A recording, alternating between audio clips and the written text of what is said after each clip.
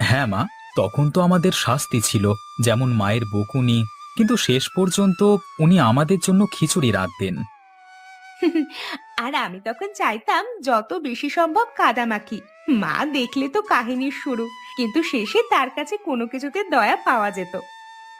ভাবতে ভালো লাগে, গ্রামের জীবন এত সরল কিন্তু এত আনন্দময়। শহরে এসব পাওয়া যায় না। সব সময় মনে রাখতে হবে লীনা, গ্রাম মানেই শান্তি এবং সম্পর্ক। এখানে আমরা একে অপরের প্রতি যত্নশীল। লীনা, তোকে দেখলে মনে হচ্ছে যেন রান্না করাটা খুব সহজ, কিন্তু জানিস রান্নায় মন দিতে হয়। মা, আমি তো আগে কখনো রান্না করিনি। শহরে তো সবকিছু প্যাকেটজাত ছিল। এখন মনে হচ্ছে আমি কি ঠিকভাবে করতে পারবো?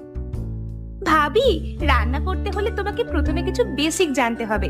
আমি তোকে সবকিছু বুঝিয়ে দেব।